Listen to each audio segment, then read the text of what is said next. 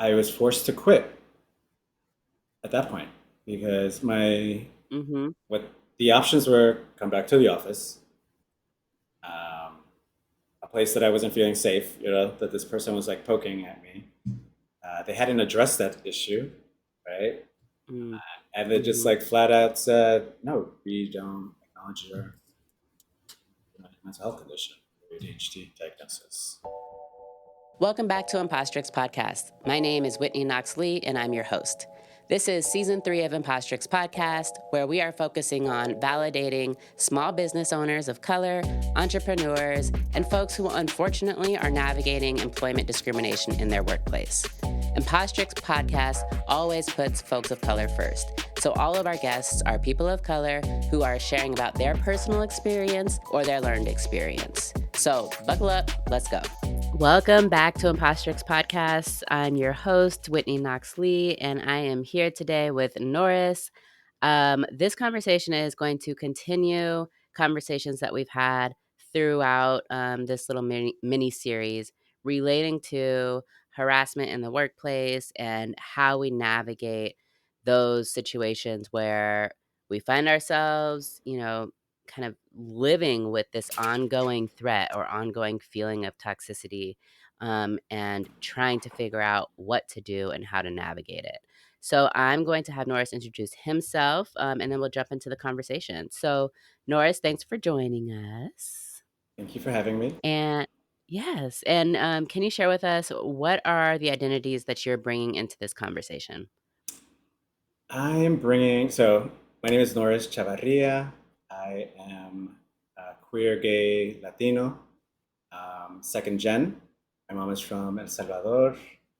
Um, I also say I'm a zaddy, which is someone who is confident, stylish, someone who kind of owns their power in the world and walks around, leads that way. And New Yorker, East Coast. And I identify with New Yorker, East Coast, now living in California, because there are lots of differences. And I always go back to it's a California thing. So, yeah.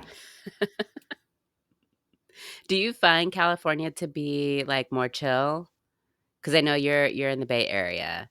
Do you find it to be more chill than New York? Definitely more chill, definitely slower. I'm actually in West Hollywood. I was previously in San Francisco. Oh, okay. Yeah, so I recently moved here in the last couple of years. But yeah, everything is slower. Everything is takes longer. Um, Definitely a chill vibe. Yeah. Mm, okay. Well, thank you for joining us. And what are you doing now in your professional capacity? So I actually have my own business. It's called Noris Knows, and it's a consulting and coaching business. It's a two-part component. I do executive leadership coaching with LGBT and people of color, primarily gay men, and I also do fundraising consulting, which is kind of a combo thing where people come in for the fundraising piece because it's a very useful thing to learn. But I also empower my clients to actually do the fundraising themselves, so that I'm not just popping in and popping out, and they Mhm. develop those skills that they need to have to continue doing the work. Because I'm a consultant, Mhm. I'm not at the actual organization. Okay, Norris. So you and I, of course, have talked previously as we are preparing for this conversation. And I know that you have experienced harassment within the workplace. And so I think I want to start this conversation just by asking you, what was the significant moment? What was the moment that it dawned on you that you were experiencing harassment? And I wanted to start with this question instead of having you explain everything, because I think this is how it happens for Mm. many of us, is that like we're just going along and yeah, work sucks, but it's work, so work is going to suck. Is what we think. And then something happens and we realize that everything that has sucked thus far is not just it's not normal, it's not regular, it's not we should not be experiencing it, but instead it is actually a symptom of this systemic or even maybe acute um, harassment or discrimination or other type of transgression against us. And so for you, what was it? What was that moment? Uh, so I think that there was a combination of things. I think it was a culmination of all the events, and during the pandemic, this happened to me during the pandemic, where I had asked for work from home accommodation that was sponsored or written by my provider at the time, to work from home. I was diagnosed with ADHD during the pandemic in 2020. I accessed remote services, mental health services, and I'm a type A person, so I wanted to put in all the paperwork in, since the HR.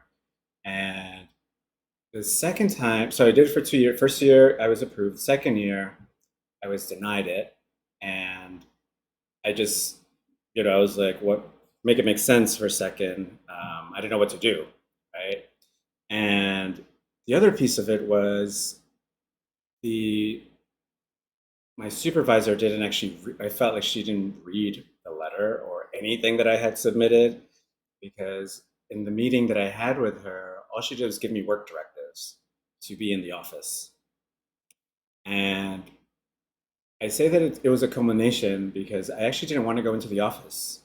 And because my work as a fundraiser, my capacity was a fundraiser, I didn't necessarily need to be in the office, right? Everyone's being remote.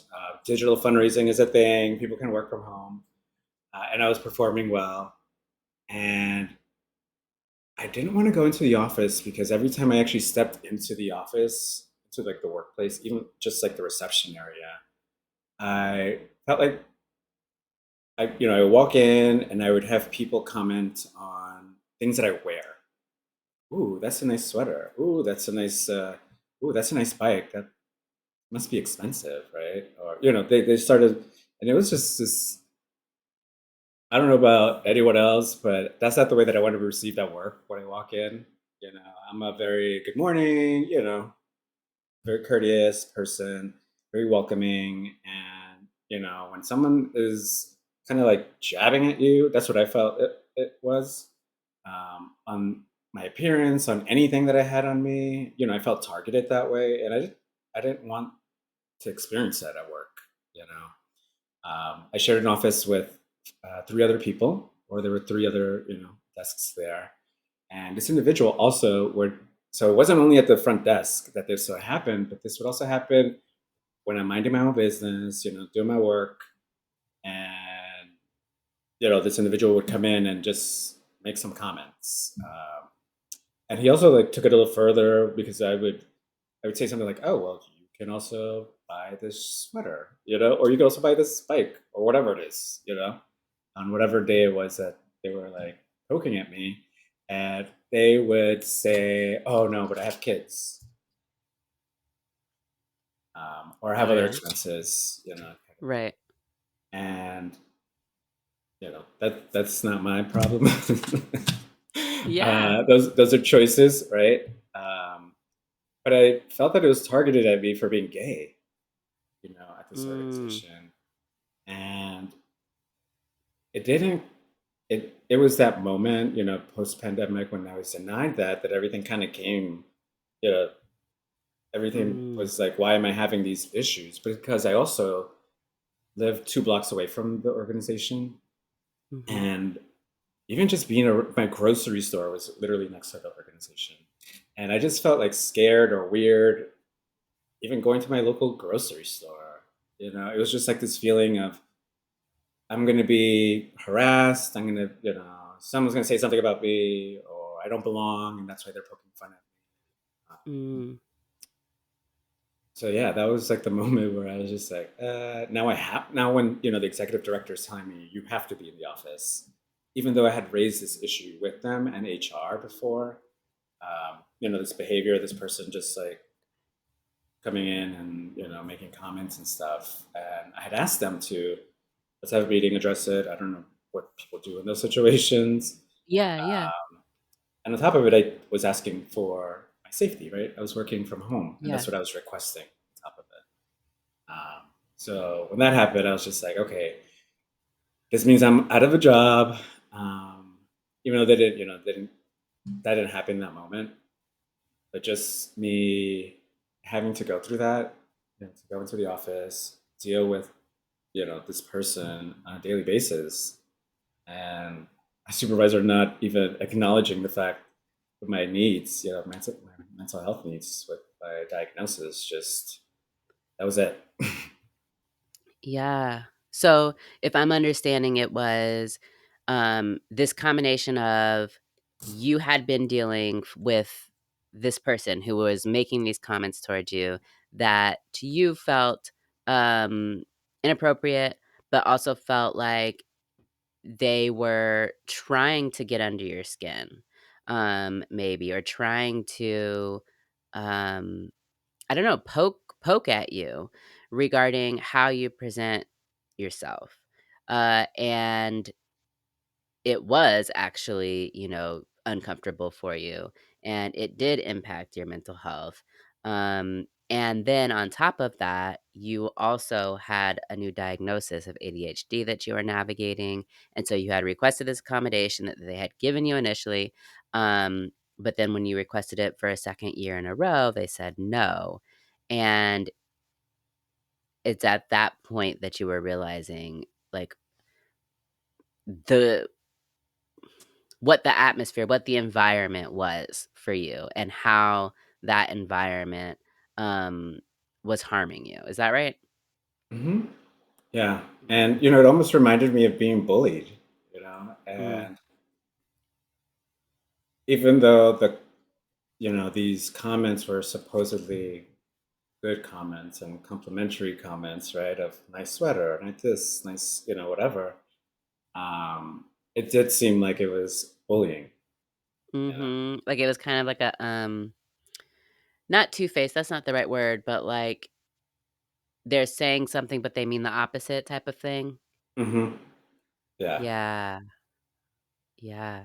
So, how did you well, I guess you talked about that you had previously reported the behavior, and then separately that you had been talking with your supervisor regarding the accommodation, and that you felt that the supervisor was not really even taking your concerns seriously. So, what did you do now? How did you handle that? Because it sounds like you did the things that you thought you were supposed to do. Yeah, I think one of the superpowers of having ADHD is hyper focusing. And so I knew that the situation was wrong, you know. I knew that, like, how did this just happen? Isn't do people get denied, or a accommodation like that that's sponsored by your provider? And I was seeing this provider frequently, Mhm. and luckily I also have friends in my network that work in labor, and those kind of things. And I just asked them, like, is this it was my first time, right, doing all Yeah. this. I was like, is this right? Like, this just seems off. And from one year to another, being the first year, not being denied, and then the second year being denied. Like, how does that happen? I mean, the condition is still there, right? Right. And was it still during COVID? Yeah. So everybody's working from home anyways, Hmm. in terms of, like I mean, well, not everybody, but it's still very common to work at home. Hmm. Yeah. Yeah. And Mhm. even that I had in our meeting, our last meeting in July, when this happened, the my supervisor even added, "Oh, we'll have extra cleaning staff to clean the areas, clean your desk, do all the sanitary things," which then confirmed that she didn't really read my letter. I'm like, this has nothing to do with, like, sanitation or anything. It has to do with, I can't work in a loud place. Stimulus. distracts me. I'm much better at writing, which fundraising is a lot of writing, and focusing. But there are a lot of distractions, including this person who's coming in. And so one of the first things that my friend had recommended is to file some kind of something with like some government office, which I did. I mean, it's a lot of research, it's a lot of Googling, a lot of all those things. And I initially filed with the federal, I forget what the agency is, but it's like Employment Opportunity Agency, Hmm. federal The one. EEOC. And did the interview with them, and then they recommended that I do it with California, the California Civil Rights Organization, which is similar, but I guess because the federal one at the time they had Trump leftover people, they thought the California would be more vigorous in terms of their search and investigation Hmm. and what they do. Yeah, the So, California government's more liberal than the federal government at that point. mhm. So I went through the motions of all that. Well, actually, let me take it. So I did that as like a thing, right? Hmm. Filed it because I knew there was something wrong, and I feel like I needed to put like a timestamp on it. Uh, I went on leave because my doctor, I called my doctor and I was just like, this is really, it's new. I don't know if I can like work under that. And obviously, we had already a relationship. And so he recommended 3 months off, which I did. Take the 3 months off. During that time, work kept asking me to do work. And then I also, I was like, sounds like you're asking me to do work, and that's not what I'm doing right now. I'm on leave. Um, Yeah. and I think they got all, bothered because someone was not just doing what they wanted them to do. Um, Come November, so this was during the summer, so in July 2021. Come November, I was due to come back into the office or, back to work thing. But before that, I asked about health insurance because that's like the time, again, I'm a type A, right? So I'm like, okay, this is like Hmm. health insurance and I'm seeing a doctor and I can't pay out of pocket, right? Hmm. So how's this going Because to it work was out? what, like the open enrollment period, right? Yeah, open enrollment. And so I reach out and I say, hey, I know it's open enrollment. What do you need from me to make sure that I can still do my thing, right? They didn't respond right away. It took a while. And I think they responded like late November or something. And they're like, oh, well, actually, we can just, and then at that point, there was like back and forth kind of thing. They're like, when are you coming back in? When are you coming back in? When are you coming back in? Before even me getting my answer, my question answered. It's like, so when's open enrollment? Because I'm still seeing my doctor, right? And in the back and forth, at some point, they didn't tell me about open enrollment. And what they said is, we can deduct the premiums, the cost of insurance from it won't cost you. This is how they say it won't cost you, but because we can just deduct it from your accrued time PTO. And I was like, what? That is a cost. That's my money, right? Right. Yeah. That's my money. That's my vacation time. That's my time off. That is money. Um, and then I raised it to the board. I emailed the Mhm. board at that point because I'm like, are you listening to what your people are saying? Because you're supposed to be, responsible for whatever I guess they're supposed to be responsible for. But and the board president, which I had being a fundraiser, I had a bit more of a Mm. relationship with them. Yeah. Um, he just, I see to see everybody at this point because I was like, what am I going to lose, right? Including all staff, which I had access to at that point. Oh, Lord. You didn't tell me that. Oh, God. Do not. No. Okay. Never mind. I'm going to let you keep going. When the board, said, so email the board first because I was like, okay, let me try one more time, right? Are you listening to what HR is doing? And you being the board could probably do something else, right? Right. Uh, they they delegated to HR. They're like, oh, whatever HR, I'm sure that you and HR can figure it out on like a staff level or employee level kind of thing. And I was like, you mean to tell me that you're approving what they said, that they wouldn't pay for my insurance and that me coming back was questionable, like for my position. Mm. Yeah, so then at that point, then that's when I, all staff of like, can you believe this is what happened to me? You know? Wow. And as a this could also happen to you kind of thing. Yeah, as a But also warning. just yeah, and also just I felt like there were me being at a director level, and I would see a lot of the staff kind of thing, but we weren't necessarily like hungry except for like all staff meetings. And Mm-hmm. so I also wanted to give them my perspective that all these things were happening, and no one knew, right? Because it was only HR, myself, and supervisor and Mm-hmm. board. But you all should know also that this is happening. I believe it's because of XYZ. And that was in December. Mm. Uh, I was forced to quit at that point because Mm-hmm. what the options were come back to the office, um, a place that I wasn't feeling safe, that this person was like poking at me. They hadn't addressed that issue, right? Mm. And they just Mm-hmm. like flat out said, no, we don't acknowledge your mental health condition, your ADHD diagnosis. Mm-hmm. There's a couple of questions that I have for you. I'm trying to decide the order of them.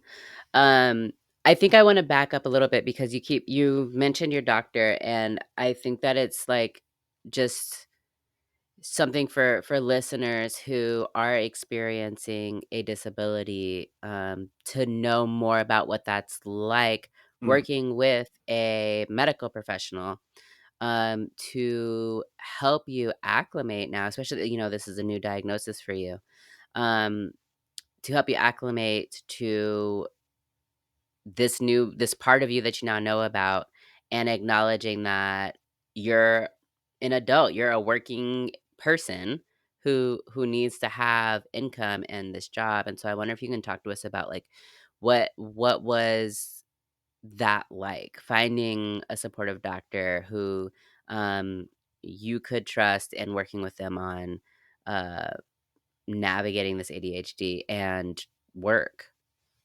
yeah, that's a great question because when I was at night, I was like, how am I going to sustain Mm, myself, right? I mean, that's my first thought that, yeah. that came to mind.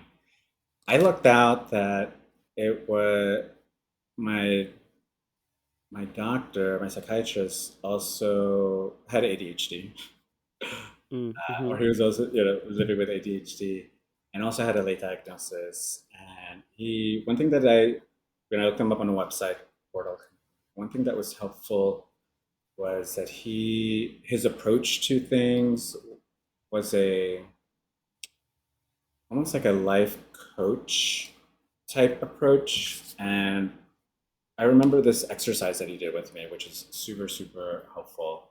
He was asking, we went through my resume pretty much, and he saw that I bounced a lot of, I didn't have like long jobs at places for a long time, but more Mhm, shorter times, and many of them. mhm, She was like, "Oh, makes sense," like attention span and getting bored. And we'd have conversations and stuff. And so we kind of did this mapping of what I liked, what was good at, what would I mm, like to do. Like I like building things, I like startup type, I like community. mm. And so we started kind of mapping those things out. And at some point, he's like, "Well, why don't you just do this for yourself?" You know? Yeah. And I think at first I was like, "Oh, but I can't." So it was like a moment. Yeah. it was like an interesting moment where I was just like, why can't I do it for myself? Right. You know, because I still had all those relationships that I had built over years, and I had my niche, if you will, my community that I Yeah. work with, and I was good at my job. You know, it's just that environment, right? It's the environment Yeah. that was not the fit.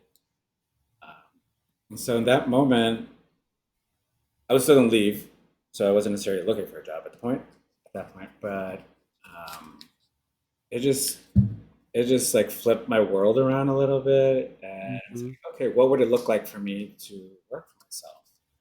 Mhm. And funny enough, one of my best friends, at some point, I would express like my frustrations at work, and she also was like, "Well, why don't you work for yourself? Sounds like you'd be good at that." And so it's just like, okay, now I got to do that, you know. Yeah. And, Yeah. what I tell people, that was a moment that I, instead of supporting all these missions and all these causes that I had been throughout the years, this is the time to support my own cause, my own mission. Mm. Uh, yeah, I'm even getting like little goosebumps right Yeah. now. Yeah, so that was really helpful when, when an individual empowers you, right, to do what feels right, what's right for you, and also takes you away. I think it was helpful for him to take me away from, you don't have to work at an office job, kind of thing, or you don't have to work a Yeah. traditional job. That's the Yeah. only thing that I could picture. Being that Right. it's the other piece of it is, being a nonprofit, I thought that it would be all good and all good feelings and stuff. And that was clearly not what I experienced. Um, and yeah, it was time, it was time to do me. Yeah. It is amazing when we're challenged to not even necessarily do something different, but just the act of slowing down and observing. Like you talked about the mapping of the things that you like to do. And I think um we might do that in passing with friends. We might, or like, we might reflect on, oh, somebody complimented me on the job that I did at work today. I really like that thing. Okay, now I'm gonna keep it moving. I find it for me, there wasn't a lot of times where I could just, or where I allowed myself to slow down enough to look at, what is it that I like to do? Am I doing that here? And then asking the question to myself of, well, should I work for myself, was just not even fathomable to me until other people started asking me that question. Like, that was not, being an entrepreneur was not a thing that I grew up with. And in fact was opposite. Like, I'm I think that my, like, underlying mental model was that, like, entrepreneurship were for people that, like, failed at their jobs. Um, that, like, you have a job in this world, and when you suck at it, then you try and figure out how to make money Mm. other ways. Um, and that's, clearly not at all what this is about. And in fact, I work much harder now and for much longer hours. Um than when I was working for somebody, but it is, amazing when we're able to step back and have that realization of like, "Oh, well, I mean, I guess I could." So, awesome. I'm glad that that was a journey that you that you went through, and maybe that's like a bright side to all of this, was just this realization that, like, you are the resource, um, and you can take you with you anywhere. Yeah, to add to in that instance, I just felt like my blinders were off, right? Yeah. And now I'm doing me. And it's led me to the work that I do right now. I mostly work with individuals that work at nonprofits who are burnt out, who have been doing this for so long, that it's just become a thing that they do. And like myself, possibly lost their voice. They're like goals, just chasing the money and the hustle. Yeah. So the blessing being that I can do this, I can also have this impact on individuals, the same kind of impact that I had in nonprofits. I do it one on one with individuals and I help individuals Mm-hmm. get unstuck from this, whether it's a toxic work environment, work, toxic work relationship, right? That's something different too. And really kind of flip it and empower them to, is this what you want to do? What is it that you want to do? Really empower people to, just build them up to do whatever it is that they find more fulfilling in life.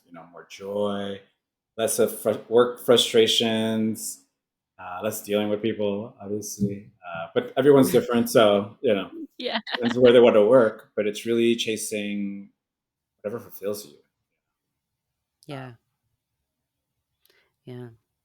So I know that you had filed with the EEOC, a complaint with the EEOC, and then that you went back and filed with the comparable organization in California.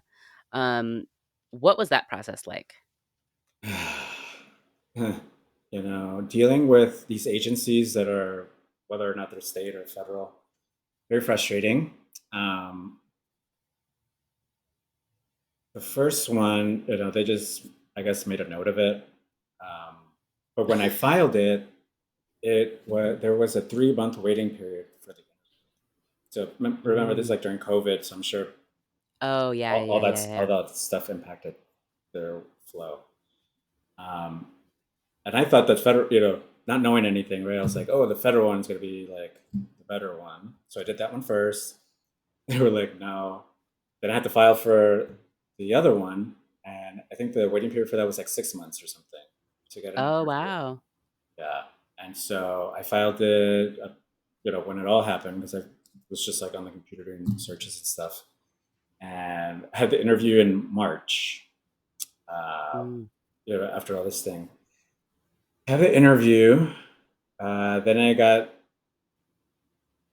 feedback, I guess. They sent me like a report, and that's what it felt like. Yeah, And taking notes and getting feedback. they sent it to my former employer for, I guess, verification or investigation. The investigation did not go any further than them exchanging emails.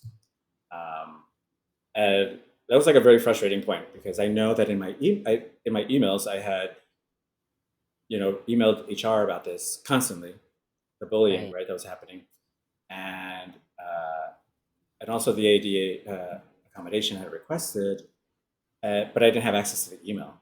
And silly me did Mm. not copy my personal email. Those Mhm. things. I didn't think it would obviously go this far, right? Yeah, yeah. Um, but once I emailed all staff, then my email was cut off. I don't So blame him. I'm not gonna lie. I don't blame him. so I didn't have time to recover those emails in that time. And so come in March, because that was in December, right? Come March, I was like, I know I was like, what did you do to investigate? Like, can you, and her emails, kind of thing. Like, what did you go into the email? They're like, no, they just said that there weren't any in the inbox.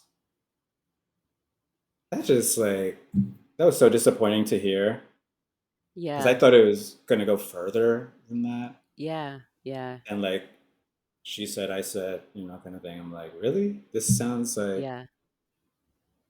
you're like backing them up, you know? Yeah. Um, Hmm.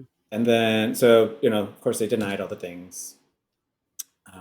And then they sent me the report, which, like I said, is like feedback. It's like they said that they didn't find anything. Very blah. I spoke to my case manager. I don't know what do you call them, but the person that I was working with, Within the state agents, agency? with his the Oh, state agency, and they then explained that they could issue a letter to sue. I guess whatever the language is on that letter, I still it was still like new and still is new. And I was like, oh, so you're going to give me this piece of paper says I can sue. What do you guys do? And then what? Like, so are you suing? Like, You know, or this was just and some determination that like I can sue. right. So it was a determination that I can sue, um, which thank you for letting me know, you know. But at that point, I have no resources to, they're like, well, you can hire an attorney, right? So go through the process of hiring an attorney. Now you have this letter, and then you can serve them, or whatever that process is. I didn't go through that process. I didn't go through the suing process. I didn't have resources at the time for that to go into it. Um, and yeah, I didn't have resources. My patience also at that point was just like my mood. I was just like, wow, I just like, I don't know, it felt like time wasted, putting this because now it lives in some chart, right? Right.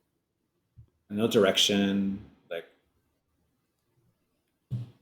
so I didn't pursue what some people might have pursued in terms of like suing them and stuff.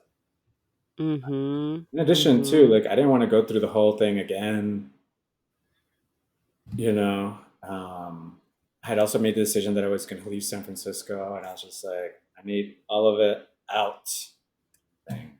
Because remember, I was living also around the organization and compounded with the Yeah. pandemic of people not going out. Like, I was just like, oh, this is, I feel like I literally cannot go out. Hmm.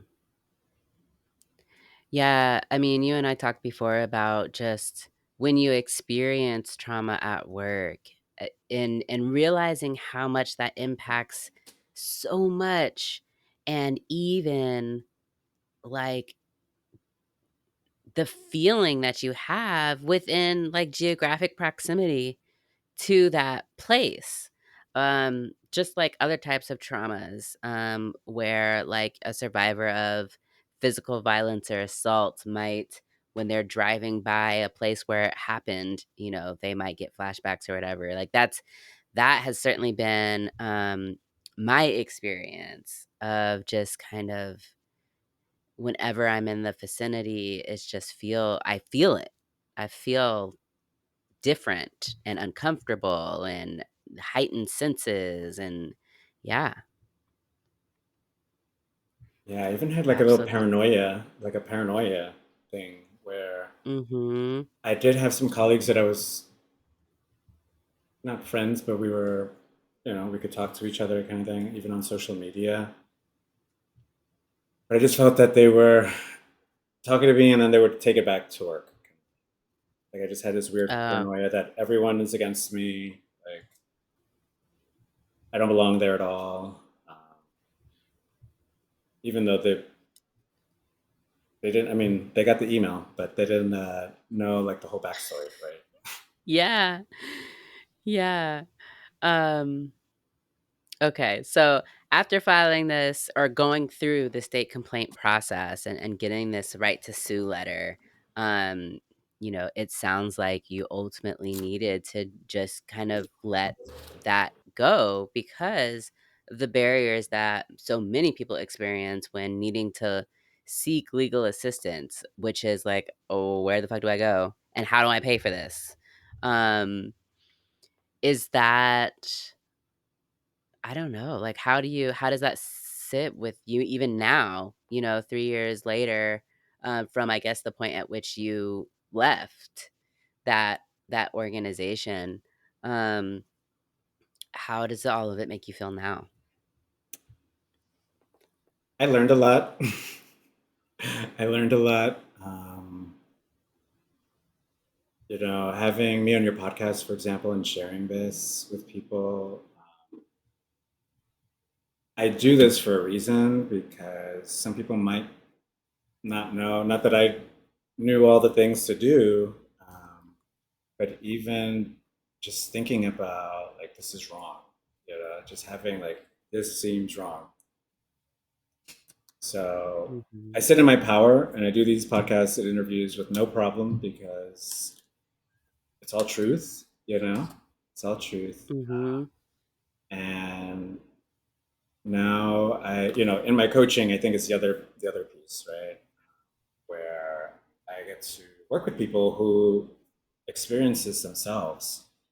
And the reward of seeing people just like start their own business is so beautiful, it's so empowering that it just confirms that I'm doing the right thing. Um, and yeah, I just sit in my power now. It's here.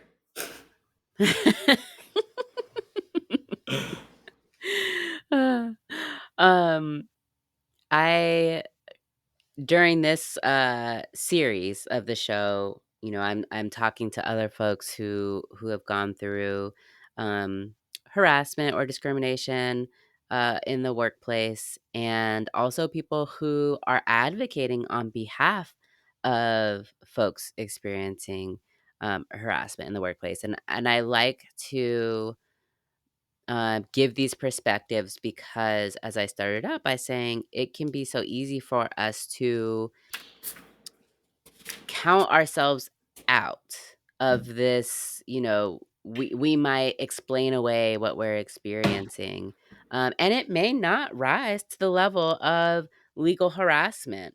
Uh, that's quite possible. And whether or not it does, there's so much, it still impacts us, and it still impacts our work performance. It still impacts our mental health and our physical health. And um, sometimes there's not going to be a remedy. Sometimes there's not going to be a nice, clean, easy way out. Um, I'm like glad for you that you're in California instead of Georgia, where, I Mm. mean, in Georgia, you're not getting paid for taking time, you know?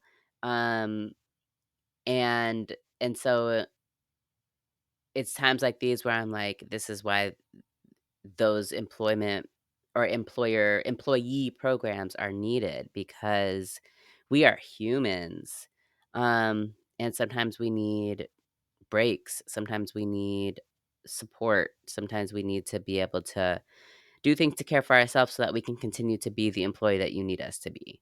Um, but Georgia is definitely a at will state, which means you can get fired for any reason and no reason, which is not great.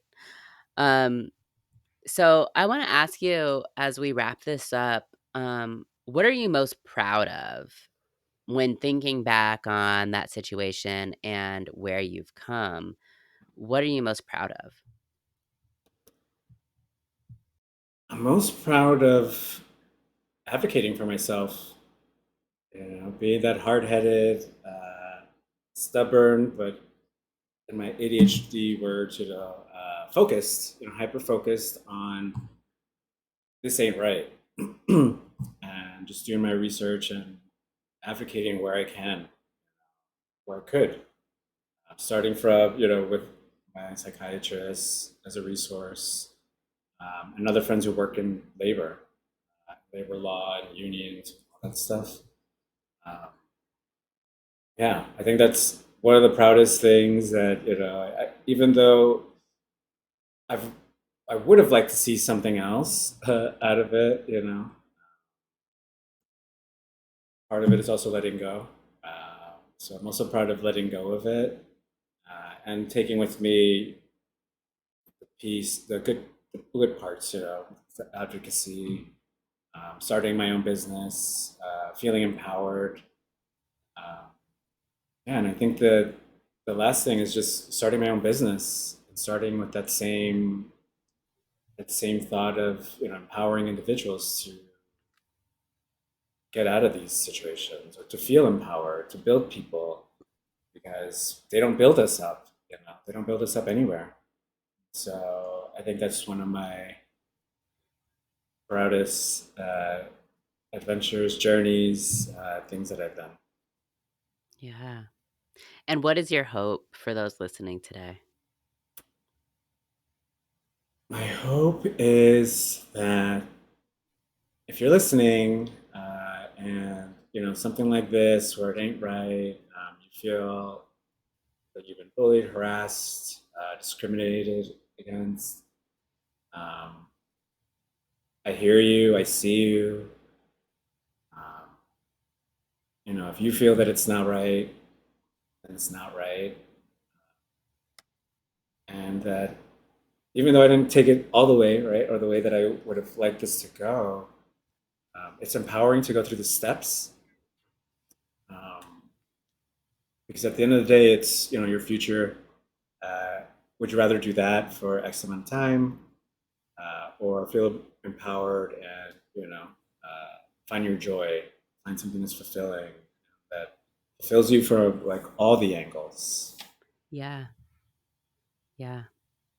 Thank you. Thank you for sharing your story with us. Hopefully it was helpful for folks to hear. It's certainly helpful for me. I have not been through any kind of formal discrimination process, and I even venture to say, while I've been in uncomfortable work environments, I would not say that I have been, a subject to harassment, and so learning about, what that experience is like and how people find their way through it is, really inspiring and really just informational too for me, so I really appreciate your time and coming to the show. Can you share with us where folks can find you if they wanna reach out? Yes. So you can go to my website, which is Noris Knows, as in know it all. So norisknows.com. And I'm on social media at Social Artivista. And also, my work account is also Queer Compass Coach for my coaching and consulting on Instagram. Awesome. Sorry. Okay, awesome.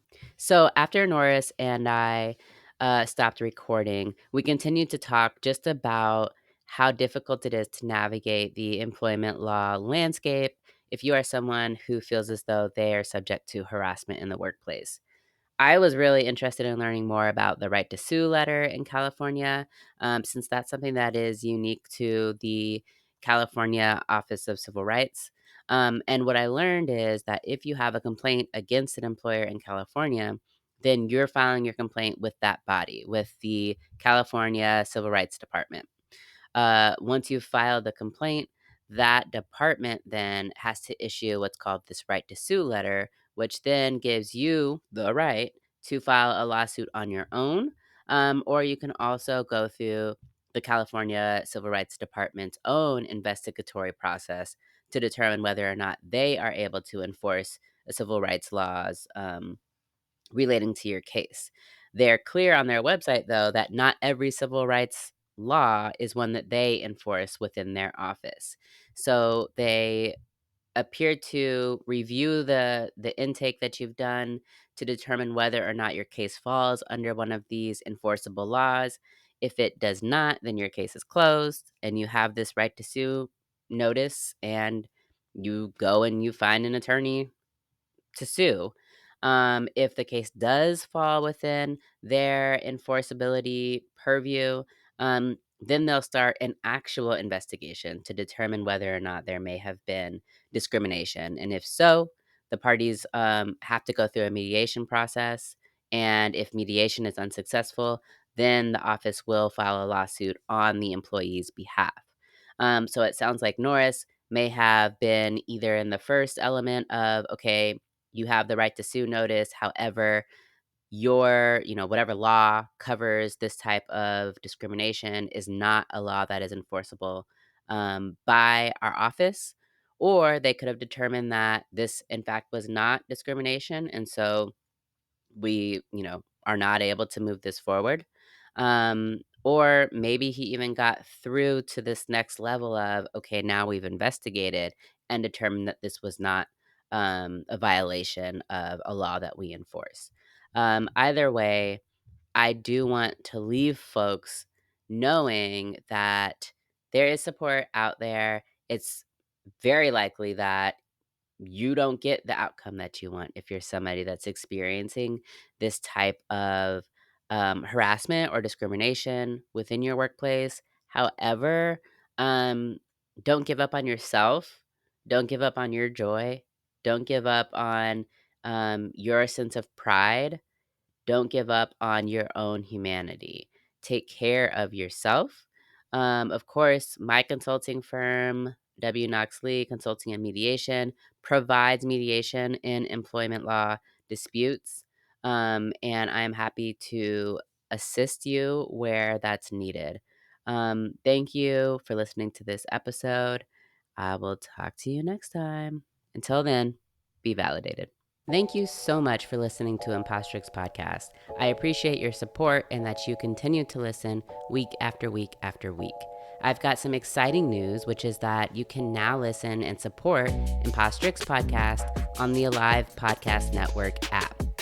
You will find ad-free listening to nearly 100 other Black-hosted podcasts, in addition to Impostrix Podcast, and you'll be able to support those podcasts and really kind of get into your groove with that app.